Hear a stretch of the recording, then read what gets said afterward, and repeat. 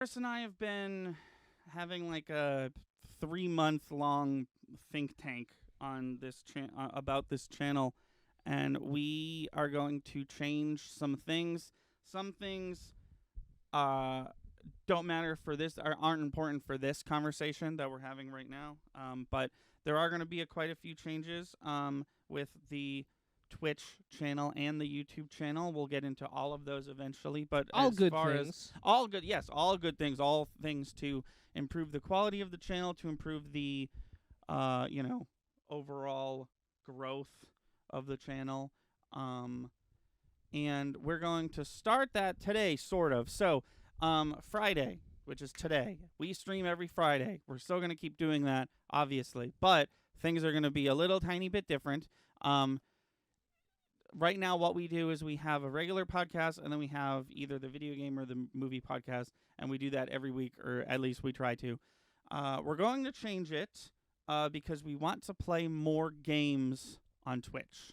So what we're going to do is Sunday is going to stay exactly the same. We're going to play the playthroughs that we're playing, and we're going to keep going with that. Friday is going to be podcasts every other week. So every other week we're going to do a regular podcast, and then every other week we're going to do the video game podcast and then the movie podcast. So it'll be regular podcast. It will still be one regular podcast, one bonus podcast, but it'll be every other week. And then on the off weeks, we're going to play a game. Yeah. And we're going to, this was a very last minute addition to this schedule, but we are going to play a video game from a random wheel. Can we I have show him the wheel? Not yet. Okay. All right. We're gonna get to the wheel later. We're gonna I'm get so to the wheel excited for the later, wheel. but we have a wheel. It's currently 20 games big. It's gonna get way bigger than that, but essentially, yes, I will get to that in a sec. Okay. But essentially, the point of the wheel is we just want to fuck around on Fridays in a random video game, and maybe it's a video game that neither of us have played, and then we hate it, we never play it again, or maybe it's fucking Mario Kart 8, a game that we're both excellent at, and we play that for 2 hours. But yeah, it's just a way to keep things spiced up. Yes, we got a wheel. I got a wheel app that you're gonna see soon. But also, there's a new channel point reward for 10. What did I do it for? 10,000 channel points. I can't look at them because I'm. I can do it right now. I think it's 10. It's either 10 or 20. I totally forget right now. Yeah, 10,000 channel points permanently add a game to the wheel. So for 10,000 channel points, which is by far our biggest channel point reward, you can permanently add Wheel of Games. a game to the wheel, and we will potentially land on it. And games will be taken off and put on the wheel, as we choose. Maybe we play one game that we never want to play a game, so we delete it. Or once we get to your game, it will be taken off the list, but it'll permanently be on there till it's picked. Yeah.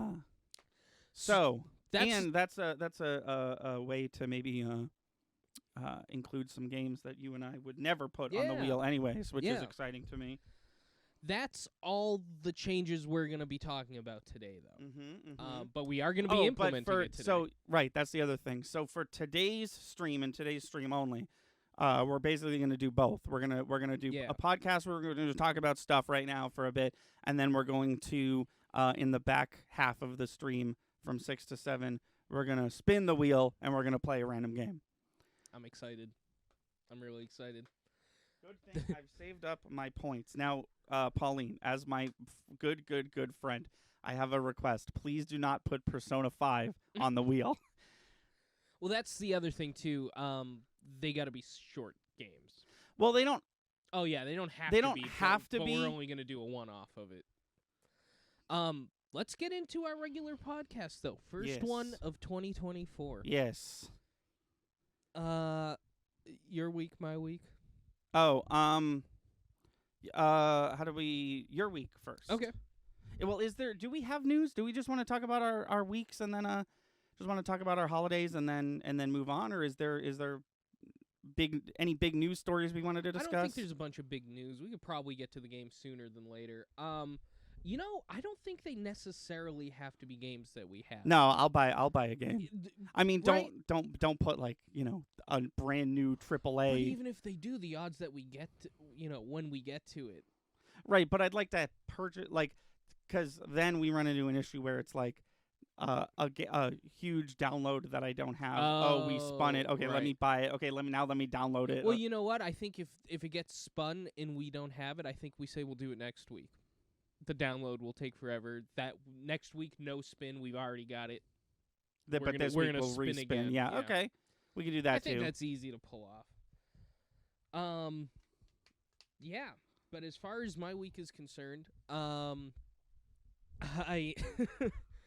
I just have so much video game things to talk about. Oh, yeah? Yeah, and I'm so hesitant because we'll probably talk about it next week. But I don't know.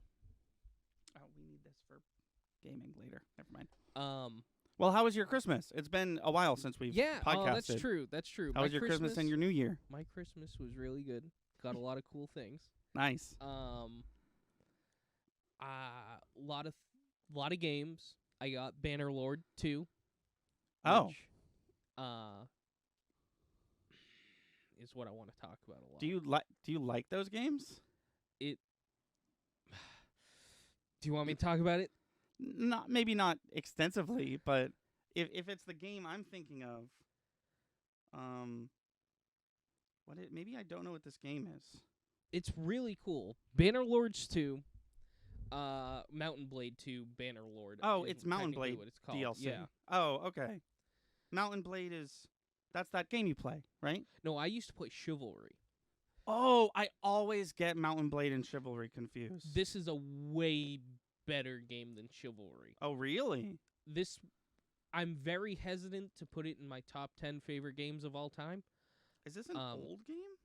I think so. Well, there's Bannerlord, there's Mountain Blade 2, Bannerlord, and then it seems like there's a previous game that I don't know about. Yeah, I assume Mountain Blade 1. Yeah. Oh, yeah, Mountain Blade 2, Bannerlord came out the 25th of 2020, the October 25th of 2022. Well, I remember us seeing it.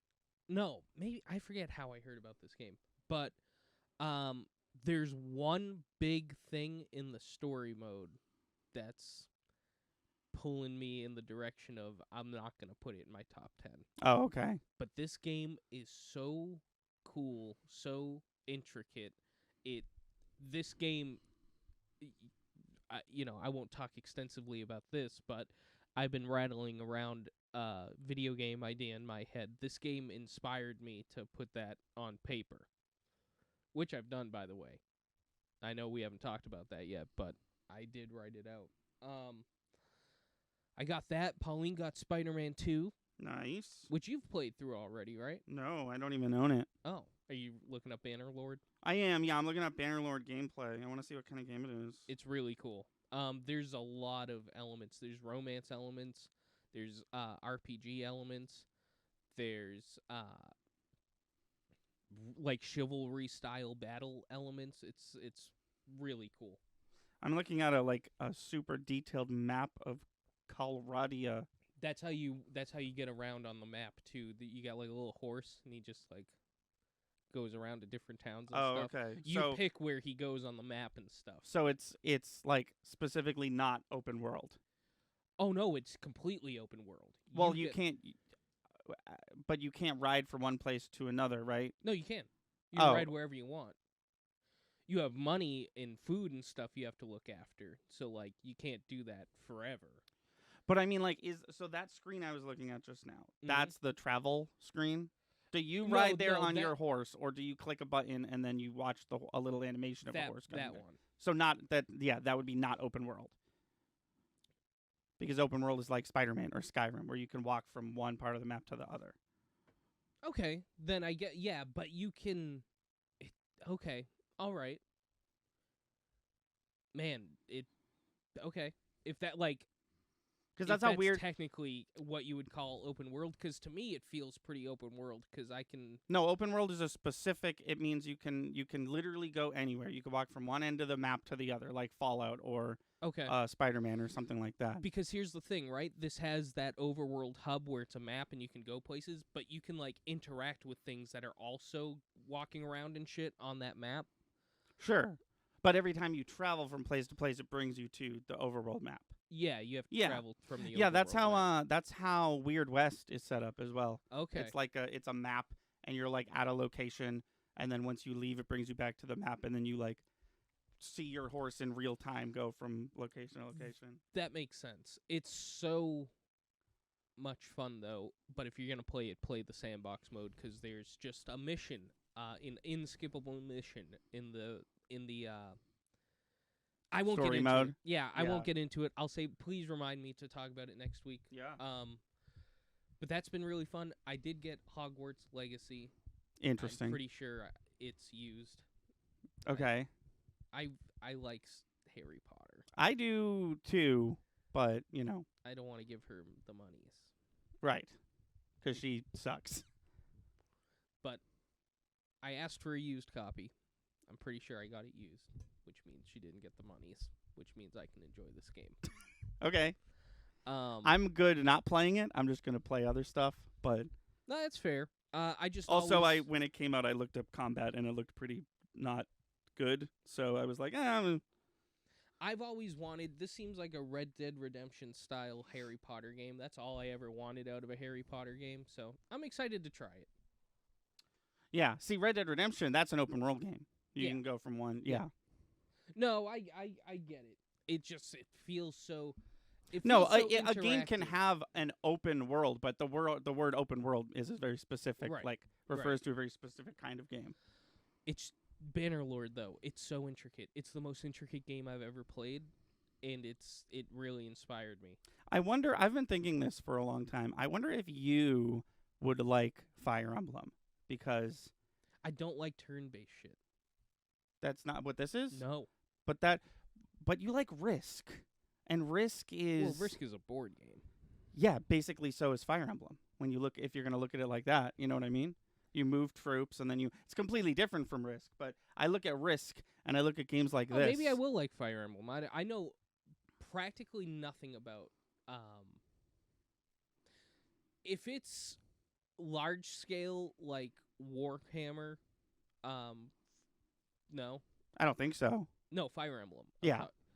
Like, I don't know what Warhammer looks like. well, it's just like large scale armies that you can. No. It's like you have a team of like 4 to 20 little dudes, and then they have that as well. And you move your guys on a grid, and they move their guys on a grid, one at a time. So if I have Roy, right, from Smash Brothers, you move him, and then you engage with other person, separate battle scene where the battle is basically just a dice roll, and it's like, how good did you do? Did you get a critical hit? Zooms back out. You go back to moving your pieces around. See, that sounds fine to me. Bannerlord is like, let's say I'm at war with one of the other factions, and one of their armies sees me on the overworld and is able to catch up to me. Game, the overworld traveling stops. It's like, you've been approached by these people. Now I can talk to them. There's like a parlay point where it's like, try to make peace with the realms, which is like huge money. There's, unless you're prepared for it, that's probably not going to happen. Try to just escape so you can try to pay him off to leave you alone, or fight. And if you choose to fight, now you're in a new scene where you're in the world, you're in the actual world, and you can command your troops to do whatever they want, but then from there it's just like chivalry, like they're gonna fight, you're gonna fight, and like I can just sit there and hack and slash at you, and you can hack and slash at me. Question. Yeah. Where is the camera during this combat situation? Third person. It's behind, like Resident Evil. It's behind the head of the person. Yeah. Okay, interesting. Yeah. No, it becomes a totally different game. Yeah. That's what I'm saying. This game is like 4 different style games in one. It's crazy. That's cool. Like the combat isn't RPG typical combat, which I like. I don't know what you would call this, but this is the type of combat that I like in a game. Yeah, press A to swing sword. Yeah. Rather than press A to access menu to. Right. Yeah. Right. and it's on a large scale, which is what I've always wanted. Like, I've been in a fight with over 1,000 soldiers. But you're controlling one of those soldiers? Well, I'm in command of them all, but yeah, I'm controlling my one guy. Interesting. Okay. So So Fire Emblem sounds like D&D. Yeah, Fire Emblem is more like chess and D&D than it is like Risk. But I look at D&D. but I look at Risk and I look at D&D Risk. and I just see I see the similarities between Fire Emblem. I'm not saying Fire Emblem. What I'm not saying is, oh, you like Mountain Blade 2 Bannerlord? You should play Fire Emblem. That's the other thing. What I am saying is I've played enough Fire Emblem games to think that you would like a Fire Emblem game. I'd give it a shot.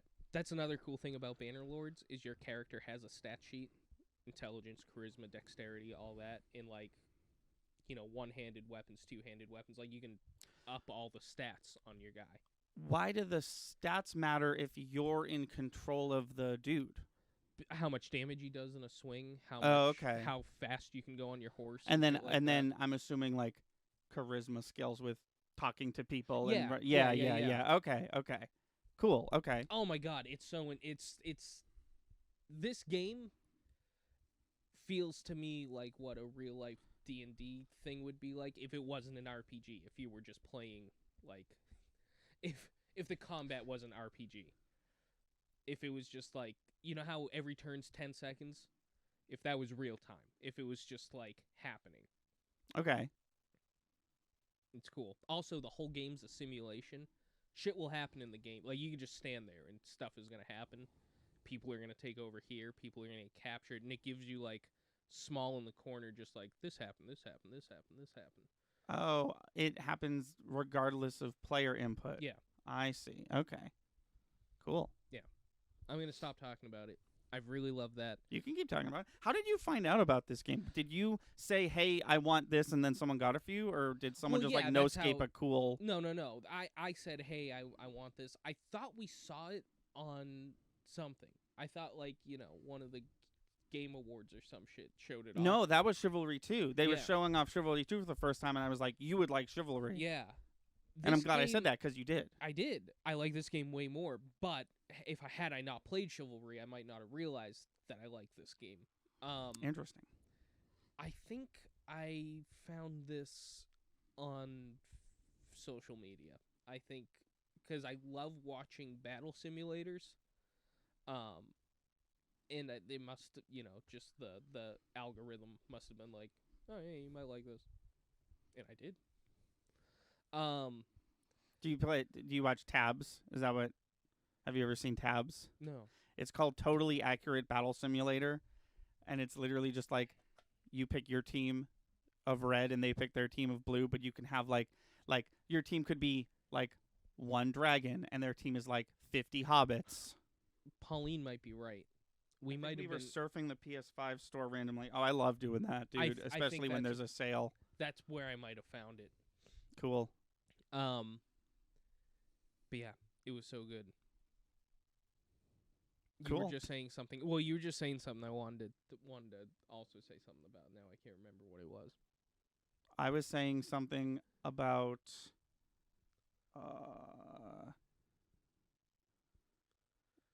I was just saying something. It's okay. Yeah. I can talk about other things besides video games. If you want. My band, Lions in Lavender, had a contest to see if we can get 500 total Instagram followers by midnight New Year's Eve, and they crushed it. It happened. We're going to be doing a t-shirt giveaway and an Instagram live concert. Date to be determined, but I'll update everybody here. Oh, I was talking about Tabs. I was talking about Totally Accurate Battle Simulator. We do not have to continue talking about that. No, yeah, I haven't seen that. I'll check it out though. No, it's silly though. If you're into, it's a joke. The whole game's a joke. So don't expect to. I think I might watch people play it, like, because I've seen like the Avengers versus 10,000 T-Rex and shit like that. Oh, you're talking about like video essays. No. Then they play out the simulation. In what? I forget what it's called. Oh, okay. I don't know what the game is. Interesting. But, yeah, let's put it this way. January 2nd, I opened Bannerlord. This is how my week went since Christmas. I opened Bannerlord on Christmas Day. January 2nd, I had 55 hours logged on to Bannerlord. Wow. So I did that. Cool. And that's all I do now.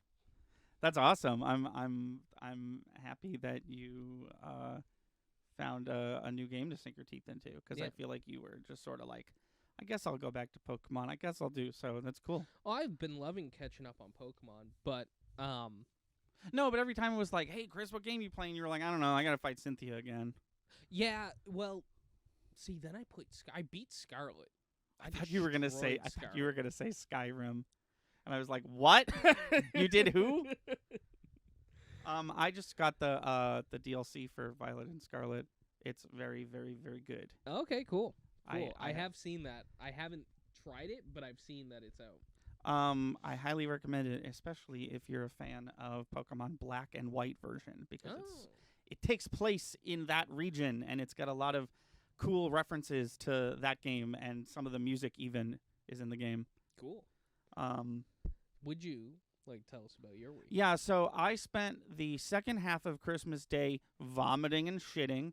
I don't know what happened. I just sort of got a stomach bug. It was not fun at all, even a little. And then for Christmas, I got a bunch of cool things, but the main thing I want to talk about is my mom got me a board game called Everdell. If you have ever been to PAX East or PAX Unplugged, there is the tree. This is the game that the tree is from. No kidding. Okay. So there's the Tabletop Tycoon tree that takes up the skyline of the PAX floor. And along with Pikachu. Yeah, there's a giant Pikachu, and then you look slightly behind Pikachu. There's the Everdell tree. Yeah, I think the one with the little cute mice. It's got a bunch of little forest critters. It's so fun. I am obsessed with it. I bought the digital version of the game on Steam and on mobile, so I could play it on both. I really, really like it. It's got 9 expansion packs. Bring it up the condo. That I'm going to. Well, the issue is it's a maximum 4 players. So in order for. How long is it? It's a good 90 minutes to 3-hour game, really? Especially if you don't know exactly what you're doing, which I do now, because I'm glad there's a video game version, because there's a lot of things we were doing, little things that we were doing wrong that I now know how to do, because the game just does it for you. There's resources, right? You don't have to pick your resources out of a little thing on the game and just throw it in your whatever, So anyways, this game is great, and I highly recommend it for anyone who likes these types of board games. It's you have troops, right? You have workers, and you place them on places, and they do things. And then there's similar to poker, similar to how in Texas Hold'em you have a hand, and then sort of there's cards in the middle that everyone is sort of using those.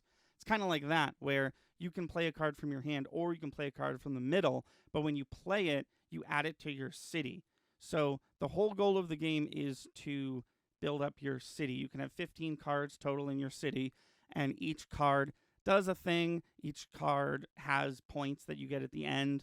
And then there's basically there's just synergy between cards. So every location has a critter that if you have the location, you can play the critter for free, right? So if you have the university, you can play the doctor for free.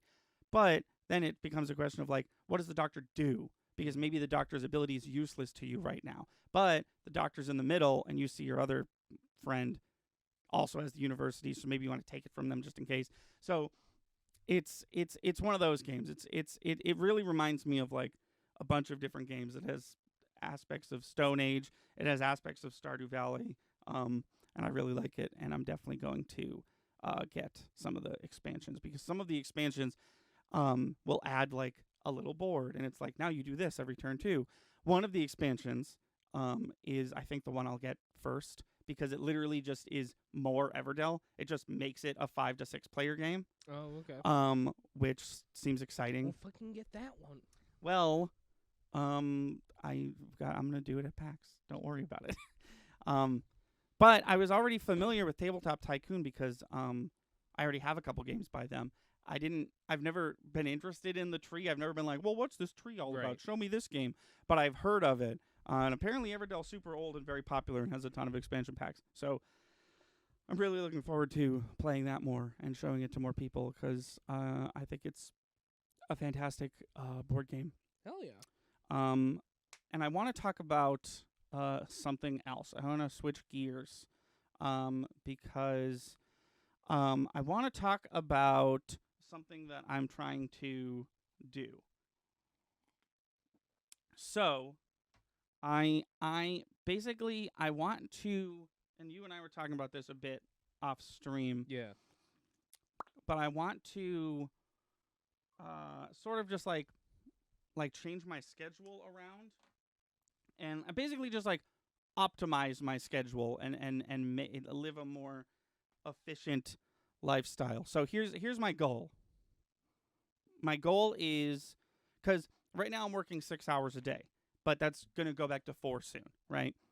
4 hours a day is not that much. Mm-hmm. And currently what I'm doing is waking up at the very last minute, clocking into work, working 4 hours, and then just eating dinner and then doing whatever until like 3 a.m. and then I sleep terribly. This is all to funnel back into my sleep schedule getting better. So my goal is I want to wake up early enough that I can do something. I'll get to that in a sec. Shower and then go to work, and then hopefully on a more consistent basis be done with work by 3. So then I can spend the rest of my day editing, because I want to do more editing and I need to do more editing. But also I'm not, this is not me saying like I'm going to play less video games. Like I still like playing video games, but because I like playing video games so much, that's kind of like all I do with my free time. So I am going to get back into, I've decided to implement a lot of things into this that I want to try and do. So I'm going to start doing Ring Fit again. Nice. Because I was thinking back to before quarantine. I was just thinking about like how much stuff I used to do. Because if you remember, I used to, for the substitute teaching job that we both have, I would get up at 6, go substitute teach, come home, and then do Ring Fit, and then like still do more stuff in addition to editing and stuff. And I feel like I just want to get back into a more consistent schedule. And this is, once again, all in an attempt to funnel back into my sleep schedule. So I can have I don't even want more sleep. I just want more consistent hours. I wish I operated like you, because your body, as you've described, is like a machine that like needs to go to bed at a certain time and wake up at a certain time. And I wish I was like that, because I've never had a consistent sleep schedule. Can you just see if we're frozen? Doesn't seem like we are. Okay, probably just my phone. Oh, maybe we are. Hold on. We've dropped no frames. Then we should be fine. Yeah. Yeah, no, we're fine. Okay. We are fine. Yeah, so my goal is to wake up, do Ring Fit, and then shower, because that has also been inconsistent. Sometimes I'll shower like 2 a.m. And I shower every day, but, you know, there's just no reason for it not to have a set spot in my schedule. Well, you know what might help a lot with this? I know you can sign into work whenever you want. Make a time for yourself. Be like, I have to be signed in by this time. If I don't, yes, exactly. And that time is going to be 10 o'clock. I'm going to pick 10 o'clock. I'm going to work 11. Sorry, I can't work earlier than 11 a.m. because my even though I live on the East Coast, my job is on the West Coast. So I do have a time limit a time of day that I cannot clock in earlier. So 11 to 3 is what I'm going to try to do. So in addition to this, I have subscribed to Factor, just to cover my bases. This is not a brand deal at all. I just decided to do this of my own volition. So Factor is a meal delivery service. So basically, starting the 15th of January, they are going to send me 6 meals a week, and that's going to be my work meal because it's so easy to just order fast food because I'm working. Oh, I got to eat. Oh, just put in an order. Okay, it'll be here in 10 minutes, and then McDonald's comes. But then I'll have eaten McDonald's. And what's good about Factor is that I'm not trying to eat healthier. I'm just trying to eat more consistently, right? And if I'm eating Factor meals rather than McDonald's, even though I'm not having like the health stuff, because Factor has options for like vegan and keto and other fad diets. But the version I picked was just give me food, comma, bitch. And so they're going to send me food. And even though I didn't pick like the health option, it's still going to be healthier than if I like put it in order for Popeyes. You know what I mean? Yeah. So my goal is wake up, ring fit, shower, work, eat during work, have time before dinner, which is always at 5 because that's when my mom gets home. That's how it's been for basically my whole life.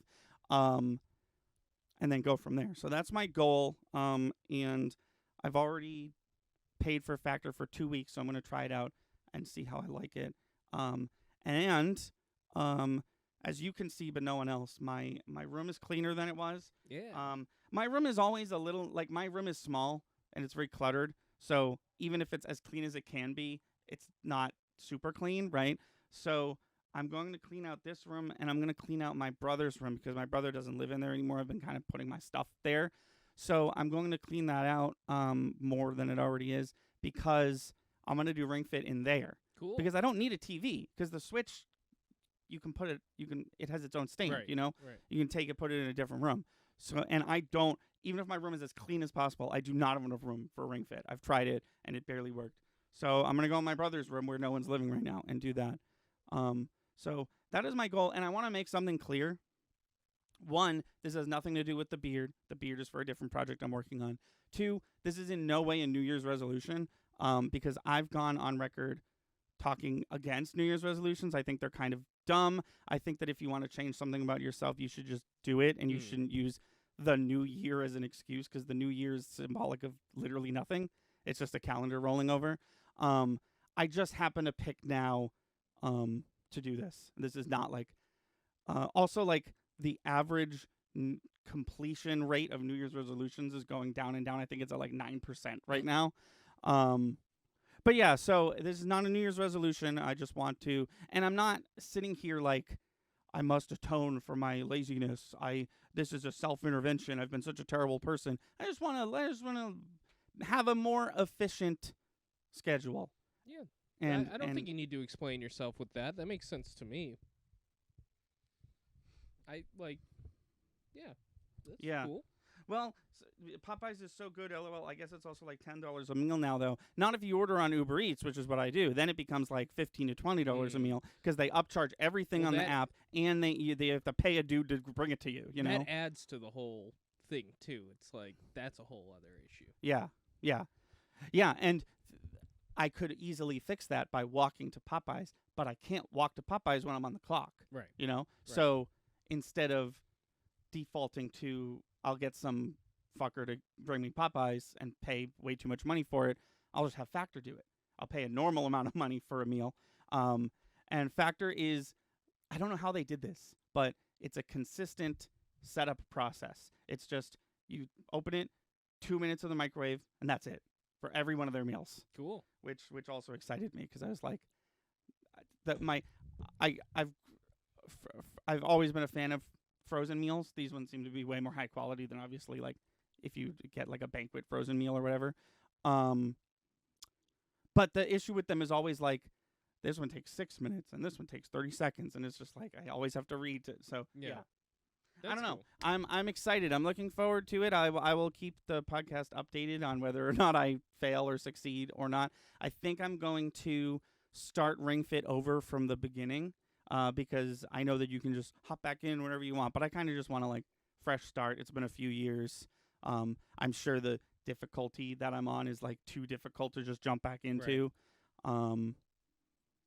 Yeah, that is my, and I don't expect to like be like it's gonna take some time, I think, to like get the ideal schedule that I want, but It all starts with sleep schedule. If you can yes, get a well, consistent sleep schedule, I think everything else will start to fall in line. that's the goal, right? And if hopefully if I can get up at a consistent time, then I will be appropriately tired when it is bedtime, Yeah. right? You know, and then I can go to bed at like 11 every night instead of anywhere between 3 to 6. Yeah, because I and maybe my sleep schedule, maybe there's no cure for the insomnia. You know, maybe nothing I do fixes it, but it's worth a try. And this is the biggest attempt at trying to fix this that I've ever done. Gaming definitely plays a factor, because I usually go to bed around 10 or 11. I've been going to bed consistently at 1:30 too, because I've been playing Bannerlord. So even if switching around that schedule, like, I'm fine with it because I know I'm going to go back to school and then I can't do that anymore. Right. Like, No, but that's the thing. For the better half of the last, when was quarantine? So like 3-ish years, I've just been on fucking island time. Right. It's just been like, go to bed whenever, fucking get up, play Animal Crossing as long as I want. And even though I now have a consistent job, it's like it's not that many hours. So it's there's not that many enough hours, and they give you way too much freedom as far as trying to have a consistent schedule. You can do it whenever the hell you want. Right, exactly. So it didn't even having that didn't even help to like set me on a path of like having a consistent. So I really want to try and I was like, if this is going to happen, I'm going to have to make an active effort to make it happen. Yeah. And that is what I'm trying to Good for you. do. Thank you. I mean, no good for me. I didn't do anything yet. But I'll my start date is January 15th because I was signing up for Factor too late to have them send it next week. So it gives me plenty of time to clean out that room and to set up Ring Fit and all that. Thank you for watching. Please be sure to like and subscribe. Our channel has daily uploads from podcast video essays, Let's Plays to skits. Be sure to watch on Twitch. We stream all our video game and podcast content live at 5 EST every Wednesday, Friday, and Sunday. Our intro is by Brad Kendrick and music by Froggy and the Friendship. Link to all that in the description below. Thanks again, and we'll see you next time.